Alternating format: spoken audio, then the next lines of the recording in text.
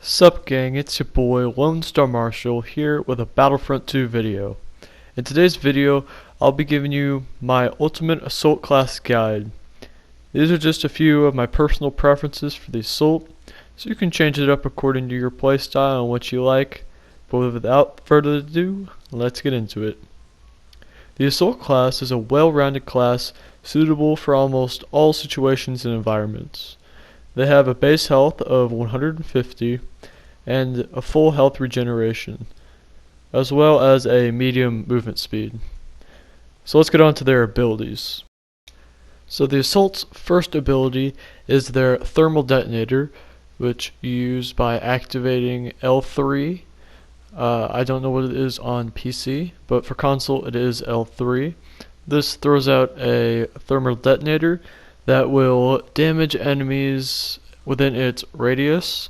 The farther out from the center of the grenade, the less damage it does.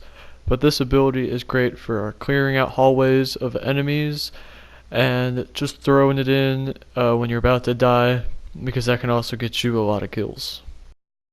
Their middle ability is the Vanguard, which is activated using L1 and R1 at the same time.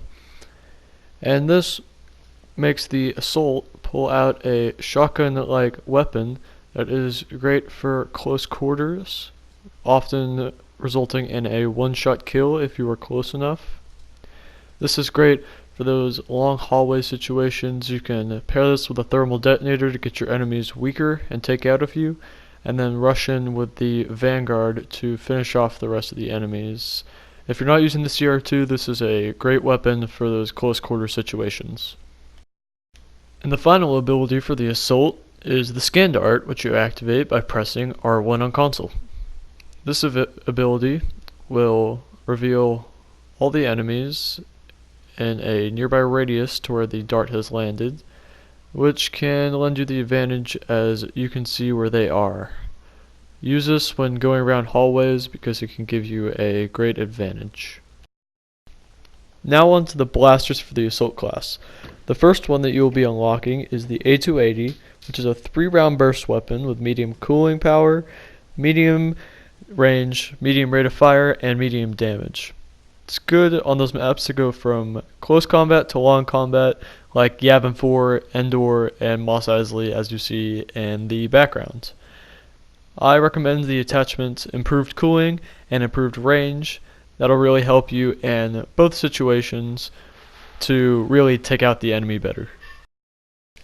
The next weapon that you will be unlocking is the CR2, which is a fast-firing, low-damage weapon that has a high cooling power and a very limited range. It's really good on those maps that are almost completely close range, kind of like Death Star, also like Mos Eisley, which you see in the background. I like it on the later phases of Starkiller Base, and just maps like those. I recommend the attachments that are reduced recoil, so it'll be easy to hit those enemies, and Ion Shot, which yes, it does less damage to troopers, but it's really not that much of a difference, but it does make a difference when you're shooting turrets and shields, because those pesky specialists always pop those personal shields, and you can take those out in like 5 seconds if you need to. So I definitely recommend the Ion Shot. The final weapon that you'll be unlocking for the assault is the EL-16 HFE, which has high cooling power, high range, a high rate of fire, and a high damage output, meaning that this weapon is great for maps that are mostly long range, like prequel maps, Kashyyyk, Felucia, Geonosis, and the original trilogy map Hoth are all great maps for this weapon. I recommend the reduced recoil attachment as well as the improved range, which will help you in defeating those enemies. The star cards I recommend for the assault class are Assault Training, Bounty Hunter, and Toughen Up. Assault Training will let you gain a small amount of health for each defeated enemy. At epic rarity, this grants you 40 health for every kill you get, which really helps for survivability. Let's say you're running down a heavily guarded corridor on a dreadnought or maybe on Naboo, Every kill you get will grant you a 40 health advantage over the next enemy you fight, which can really help you in getting those long kill streaks. The second card that I recommended was Bounty Hunter, which is where you gain battle points at an increased rate. This is 20% at Epic, and this is great in all scenarios. I mean, it's easier to get heroes and reinforcements, which everyone wants. The final card I recommend for the Assault class is Toughen Up, which is where you regenerate your health while this ability is active.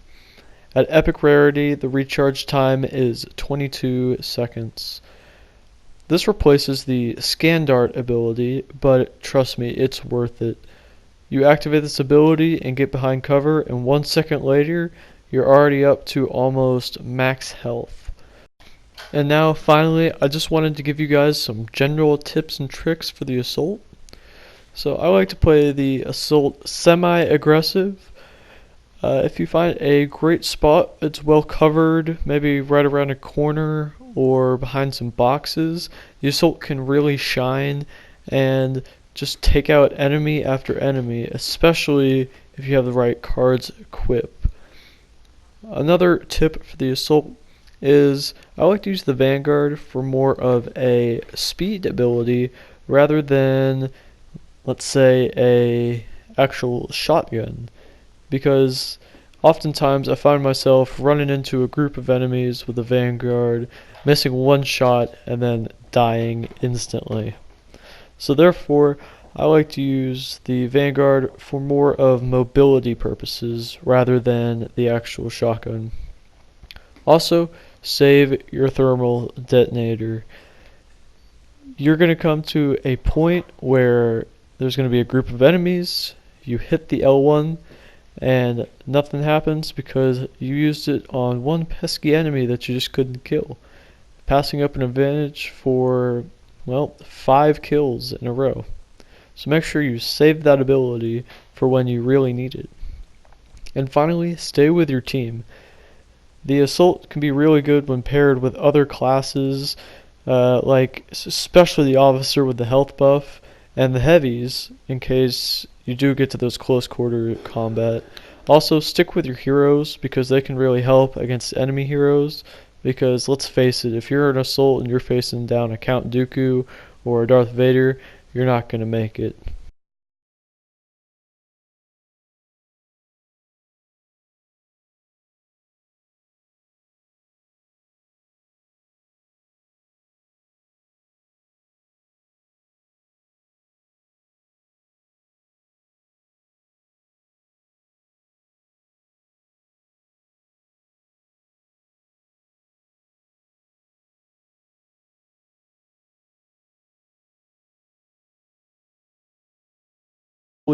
Gonna come out pretty soon.